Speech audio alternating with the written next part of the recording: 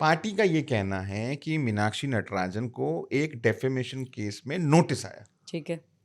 उस नोटिस का उन्होंने जवाब भी दे दिया। हम्म, वो जवाब देने के बाद खत्म, मतलब उनको लगा कि अब खत्म हो गया।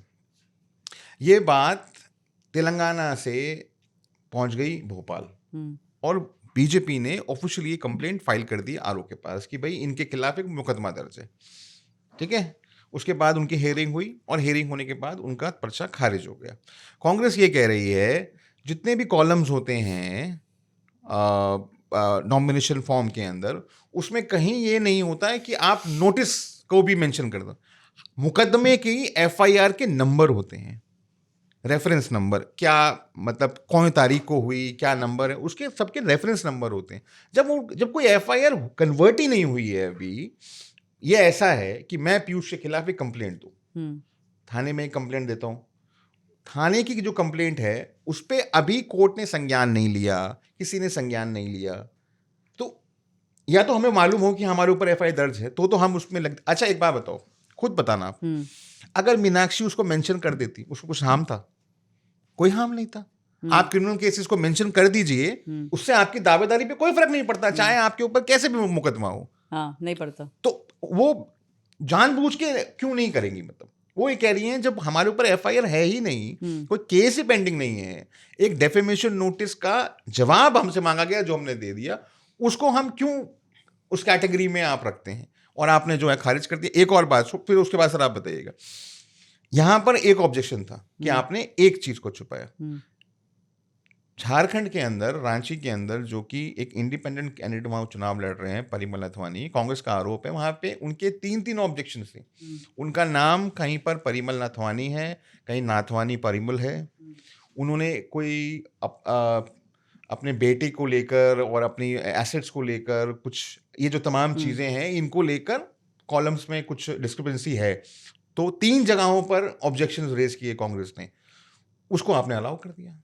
नहीं, इसके अंदर ना राहुल, मैं थोड़ा तो मैं करेक्ट करती हूँ। आरओ ने इसको फ्लैग ऑफ किया था। जैसे हियरिंग हुई, परिमल नाथवानी जी की भी हियरिंग हुई थी, करेक्टेड डॉक्यूमेंट्स मांगे गए थे जो उन्होंने दे दिए। ठीक है, ठीक है।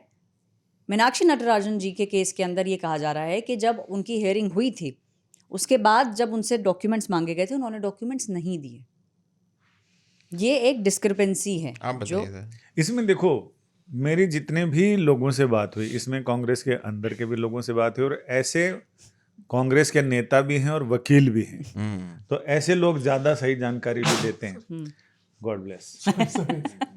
तो उनका ये कहना था, उनके कहने से मुझे लगा कि अगर मीनाक्षी नटराजन अपने उस कंप्लेंट का और इस कोर्ट में जो लंबित मामला है, इसका जिक्र करना होम्योपैथी की दवाई लेने के जैसा है।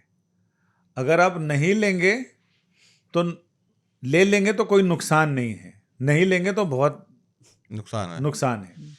तो वो उनको डिक्लेयर कर देना चाहिए था, क्योंकि भाई कानून तो क्या है कि मैं वकील हूं और ये अगर अक्यूज है और तुम बचाव पक्ष के हो, तो अगर तुमने मुझे हायर कर लिया तो मैं तुम्हारी तरफ से बोलूंगा, इसने हायर कर लिया तो मैं मेरी तरफ से बोलूंगा। लोग ये कहते हैं अगर रामचंद्र जी को सुग्रीव की जगह बाली पहले मिल गया होता और उसने अपनी बात कह दी तो रामचंद्र जी ने सुग्रीव का वध कर दिया होता। जो पहले मारे सो मीर।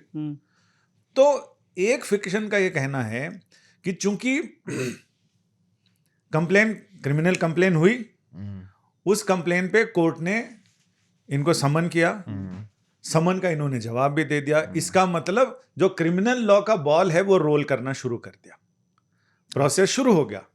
आपको ये भी नहीं कह सकते कि मुझे तो पता नहीं था मेरे पीछे से क्या नहीं, उन्होंने जवाब इनको दिया, पता था और जवाब दिया। इनके वकील पेश होकर जवाब दिया, तो इसका मतलब सारी चीजें पता थी। अगर वो इसका जिक्र कर देती तो बिल्कुल सही कह रही हो, उससे उनको कोई नुकसान नहीं था, लेकिन छुपा लिया तो इन्होंने हथियार बना लिया। इन्होंने वहां पर गोली चला दी और गोली भरी हुई बंदूक थी, उससे गोली निकल गई। मौका दिया था। और अब यहां ये आए, उसमें कहानी ये है कि नाथवानी जी वाले मामले में, हाँ? नाथवानी जी मामले में, ये मीनाक्षी नटराजन के मामले में, कि इन्होंने अपने वकील का लंदन से आने का वेट किया।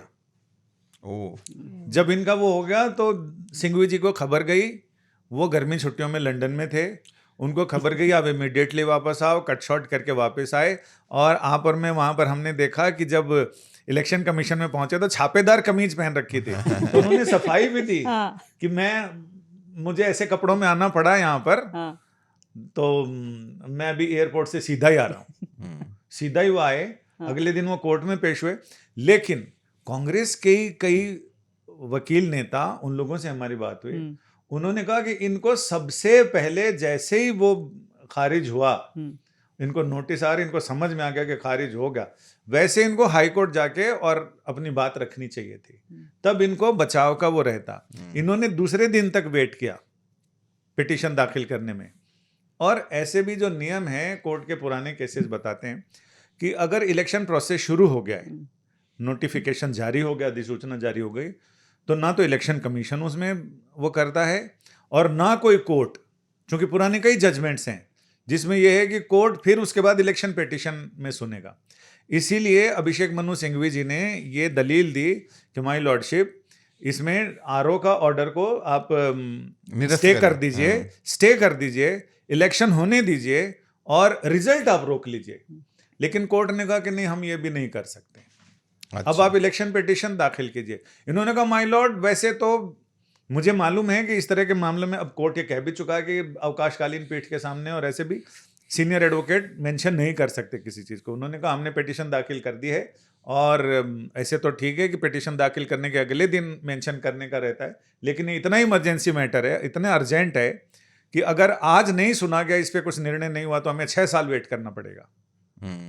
लेकिन कोर्ट ने फिर भी कहा कि हम इंटरफेयर इसमें नहीं करेंगे, क्योंकि हमारे पुराने प्रेसिडेंट हैं जिसके मुताबिक हमको इसमें वो नहीं करना। लेकिन आप जो मैटर उठा रहे हैं, हम इसको कल सुनेंगे। अब आज सुनने में इन्फेक्चुअस हो जाएगा, क्योंकि रिजल्ट डिक्लेयर हो चुका है। बीजेपी की 3 सीटें आ गई, बीजेपी ने ऐसे लॉटरी लग गई। हाँ जी, आ गया ना स्वाद। अब रुको जरा, सब्र करो, ढूंढने से तो लिंक भी मिल जाएगा। लिंक पे क्लिक करिए, पूरा एपिसोड देखिए। Reporters Off.